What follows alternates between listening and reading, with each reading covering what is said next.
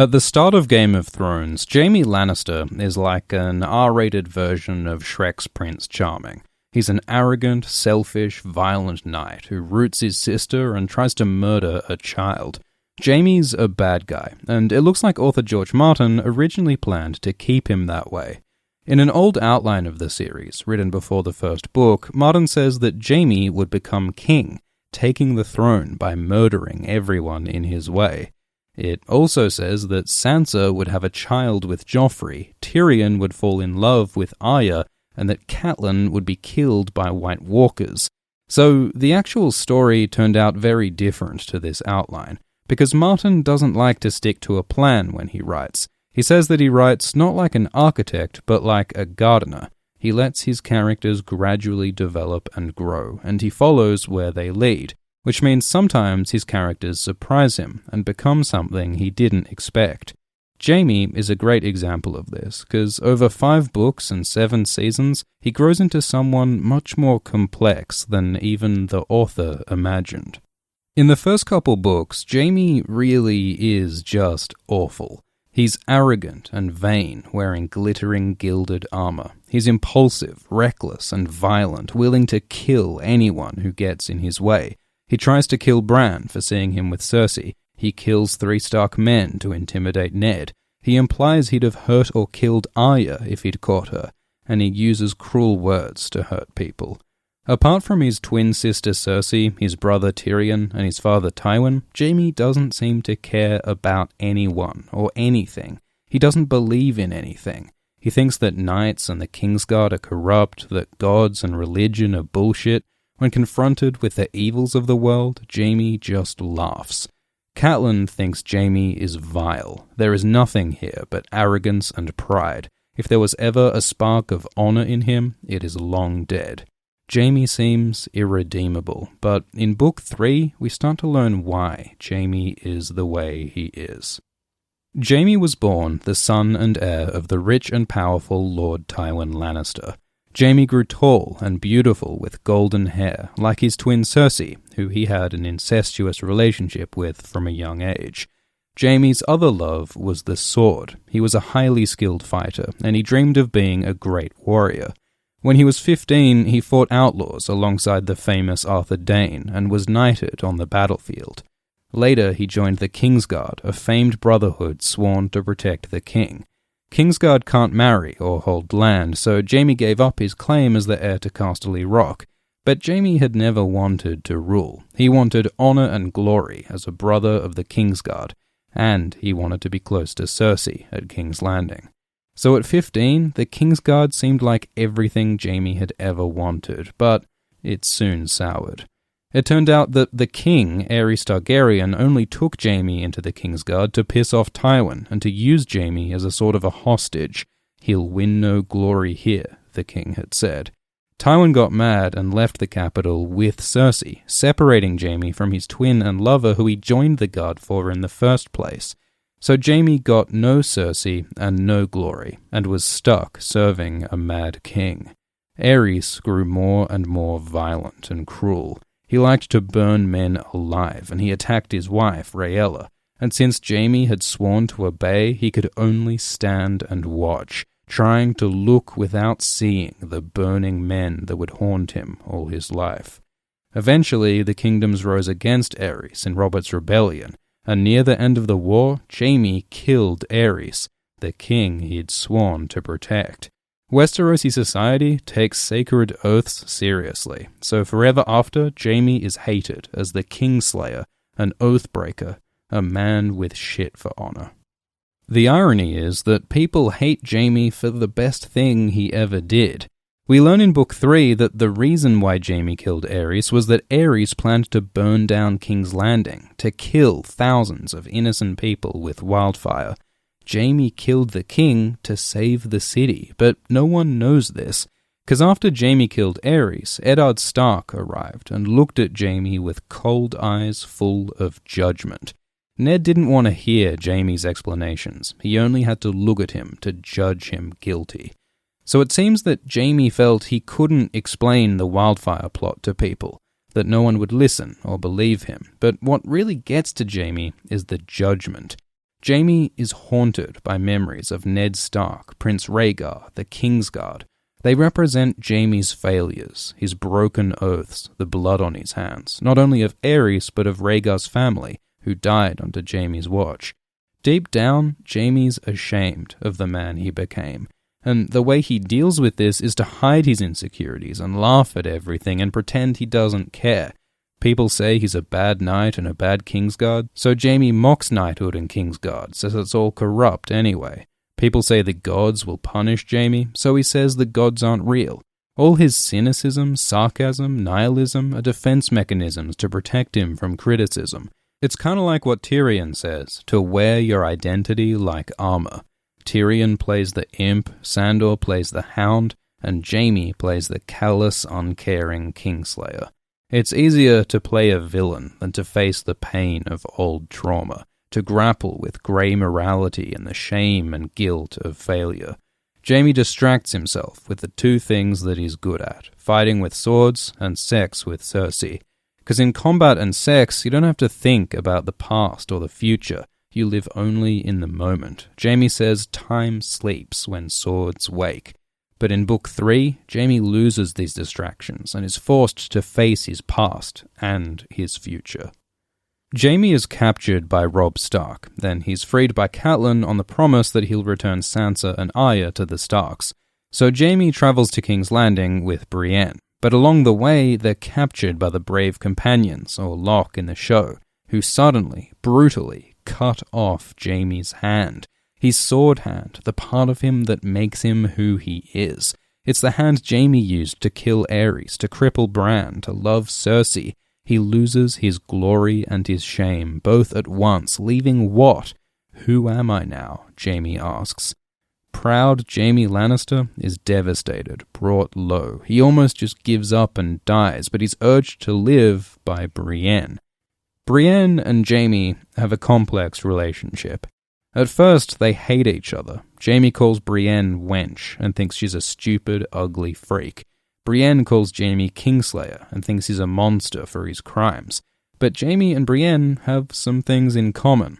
They're both outsiders in society. Jaime is the Kingslayer and Brienne is a misfit female warrior. Eventually, they start to respect each other, not as Kingslayer and wench, but as Jaime and Brienne. They learn from each other.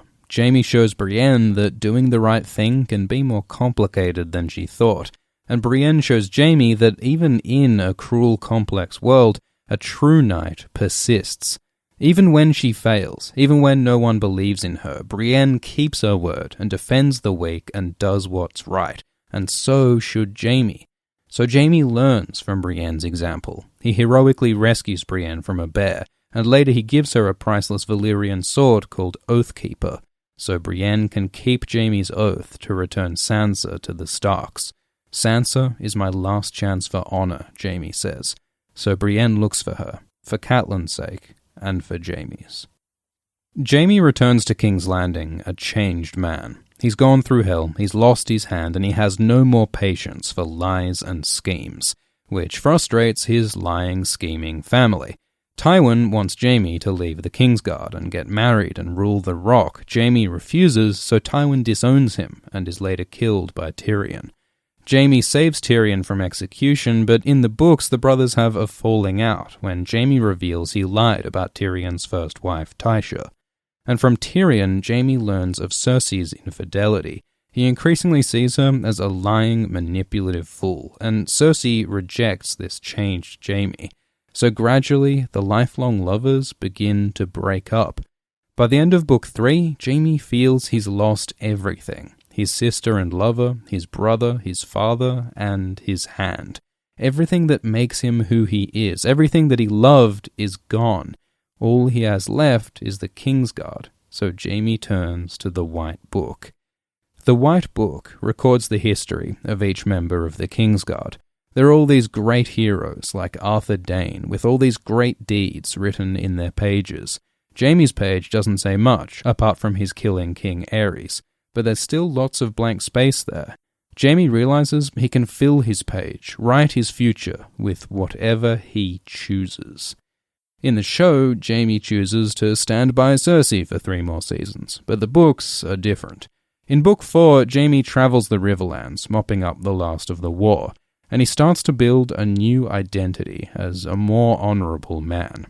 He's sick of people hating him for being an oathbreaker, so he tries to keep his promises to Catelyn, not only by sending Brienne after Sansa, but by ending the siege of Riverrun without fighting Tullys, which was another of the oaths Jaime made.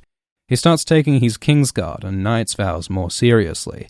He protects innocent people like Pia and gets mad when the Mountain kills an innocent boy when Jaime himself had once tried to kill an innocent boy.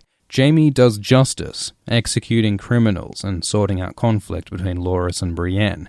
Jaime's still often rude and aggressive, but he is less reckless and less arrogant. At one point he refuses to wear his gold prosthetic hand. Let them see the cripple, Jaime thinks. He would not show the crowds a golden lie. Jaime even starts being nice to people sometimes. He's kind to Pia and Jane Westerling, and lets Lord Blackwood keep his daughter. Jaime even decides to take an interest in his children, Myrcella and Tommen. He used to think of his kids as no more than a squirt of seed in Cersei's cunt, but now he decides he wants to help them grow up right, even to tell Myrcella that he's her father. He also decides to help fix the politics in King's Landing. So Jaime is trying to build a better legacy for himself. He hopes to be known not just as the Kingslayer, but maybe as Golden Hand, the Just. But some people aren't convinced. Edmure and Brynden stand against Jaime, showing that for all his thoughts of reform, Jaime's still the Kingslayer in their eyes. Like, sure, Jaime technically keeps his word to the Tullys at Riverrun, but he still hands their castle to the Freys as reward for betrayal and slaughter at the Red Wedding, an atrocity plotted by Tywin, who Jaime emulates with his trebuchet threat. Ultimately, Jaime's still serving the brutal regime that killed King Robert, crowned a bastard, savaged the Riverlands, fought a whole terrible war that all started with Jaime's incest and the crippling of Bran. If Jaime really wants to be a better person, if he wants redemption, surely he must somehow answer for his crimes. How else can he escape the judgment and trauma that haunts him? If Jaime's to have a brighter future, he must face his past. Catelyn Stark is murdered at the Red Wedding. In the books, she's then resurrected as Lady Stoneheart, transformed into a terrible, vengeful spirit. She takes over the Brotherhood without banners and leads them to hunt down and kill everyone involved in the Red Wedding. In Book 4, Stoneheart captures Brienne and threatens to kill her unless Brienne brings her Jaime. In Book 5, it looks like Brienne does, taking Jaime to Stoneheart somewhere in the Riverlands. You can see Stoneheart as a symbol of the evil in Jaime's past, a monument to all his sins. Catelyn is the mother of the boy Jaime crippled to cover up incest. Catelyn is the wife of Ned Stark, whose judgment haunts Jaime as Kingslayer. Catelyn is the woman Jaime promised he'd save Sansa and Arya, who still aren't home in the books. And Catelyn's a Stark, the family that Jaime's family all but destroyed. So Stoneheart could represent Jaime's guilt and regret, but unlike the Kingsguard and Rhaegar and Ned, Stoneheart lives in the flesh. There is no ignoring her, no more excuses or distractions. This could be the big confrontation between Jaime and his past. Will he be consumed by the dark and hanged with Stoneheart's other victims? Or will he make peace with his demons and rise up a better man? Not just someone who talks about honor and justice, but someone who rights his wrongs. There are all sorts of possibilities. Jaime could join the Brotherhood for Red Wedding revenge, maybe finally find Sansa or Arya, or maybe it'll be more about putting Stoneheart to rest with the help of Brienne. We won't know for sure till the next book comes out. But Jaime probably will survive Stoneheart, because Jaime's destiny is with Cersei. Jaime has loved Cersei all his life. He joined the Kingsguard for her, fathered bastards with her, tried to kill kids for her. Cersei brings out the worst in Jaime, all his vanity, violence, cruelty. If Jaime's to be a better person, he needs to face his twin. And the thing is, Cersei is obsessed with a prophecy that says she'll be killed by her brother. She thinks this means Tyrion, but fans suspect that it means Jaime.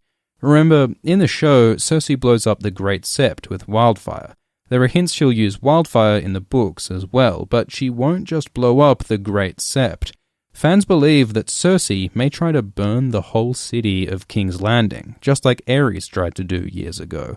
Jaime may have to save the city again by killing his sister. That would fulfill the Valancourt prophecy, and it could represent Jaime finally defeating his darker half. It could also mean Jaime's death, because the twins both believe that just as they were born together, they will die together. This could be self-sacrifice by Jaime, heroically, tragically dying with his lover in fire. The twins came into the world so similar, but they'll die so different. Cersei dies consumed with fear and hate, but Jaime could die a hero, finally a knight worthy of the White Book. And Jaime might have an even higher destiny. Some people argue that Jaime may be Azor Ahai, the hero prophesied to save the world from the White Walkers, using a burning sword called Lightbringer. Jaime does have a mystical dream of doom where he wields a flaming sword that pushes back darkness, and there are some weird connections in the Valyrian language invented for the show. The words for gold and hand are similar to the words for Lord and Light, the god connected to Azor Ahai.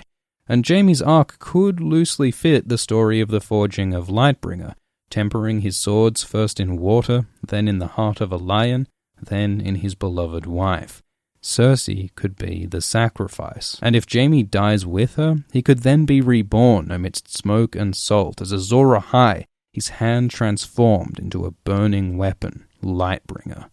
So this is sort of plausible, if you fudge some other bits of the prophecy and believe Jaime is actually secretly Aerys' son, but overall it doesn't seem that likely. Because Jaime's story isn't about the mystical fight of ice and fire. Leave that stuff to Jon and Daenerys. Jaime may play some role in the fight against the Walkers, that's where he's going in the show with his black cloak and Valyrian sword, but Jaime's real war is in his heart, trying to define his identity in a dark and complex world. And that's not about White Walkers. That's between Jaime and Aerys and Brienne and Stoneheart and Cersei. Thanks for watching. If you want to read more about Jaime, there are some really great posts on Tumblr and Reddit to check out, links in the description. Thanks also to fan artists Sir Clegane, Eluas, Katie Hillman, and Ertach Ultinos. AltShiftX is made possible by our patrons. If you want to support high-quality, carefully researched content on Game of Thrones and more, please support us on Patreon, where you can get updates, live streams, and vote on future topics.